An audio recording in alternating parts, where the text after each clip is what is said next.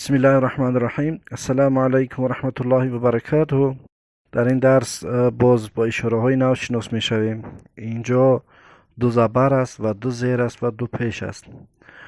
وقتی که دو زبر در بالای کدام حرفی بیاید با آن حرف آواز ان علاوه می شود و دو زیر در پایان کدام حرفی بیاید با آن حرف آواز این علاوه می شود و دو پیش در بالای کدام حرفی بیاید آواز اون با آن حرف علاوه می شود.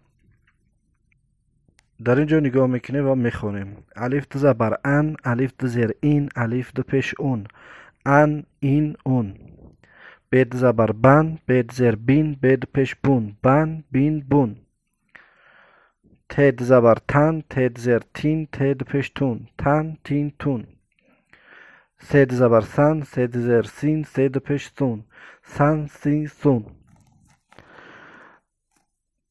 جیم دو زبر جن، جیم دو زیر جین، جیم دو پیش جون، جن جین جون. ح دو زبر حن، ح دو زیر حین، ح دو پیش حون، حن حین حون. خ دو زبر خن، خ دو زیر خین، خ دو پیش خون، خن خین خون. دال دو زبر دن، دال دو زیر دین، دال دو پیش دون، دن دین دون. زال دو زبر زن، زال دو زیر زین، زال دو پیش زون، زن زین زون. ر دو زبر رن، ر دو زیر رین، ر دو پیش رون، رن رین رون. ز دو زبر زن، ز دو زیر زین، ز دو پیش زون، زن زین زون. سین دو زبر سن، سین دو زیر سین، سین دو پیش سون، سن سین سون.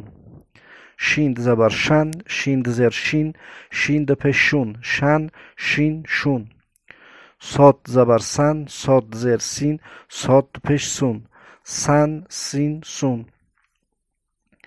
زات دو زبر زن، زات دو زیر زین، زات دو پیش زون، زن زین زون.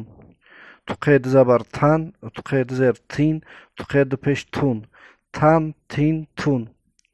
ازغه دو زبر زن، ازغه دو زیر زین، ازغه دو پیش زون، زن زین زون. عین دو زبر ان، عین دو زیر عین، عین دو پیش عون، عن عین عون. غین دو زبر غن، غین دو زیر غین، غین دو پیش غون، غن غین غون. ف دو زبر فن، ف دو زیر فین، ف دو پیش فون، فن فین فون. قاف دو زبر قن، قاف دو زیر قین، قاف دو پیش قون، قن قین قون. کاف دو زبر کن، کاف دو زیر کین، کاف دو پیش کون، کن کین کون.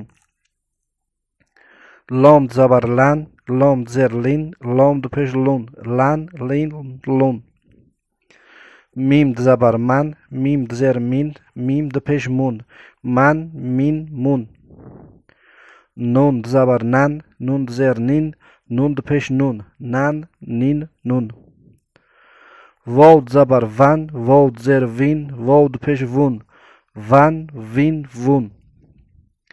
ه دو زبر هن، ه دو زیر هین، ه دو پیش هون، هن هین هون. لام الف.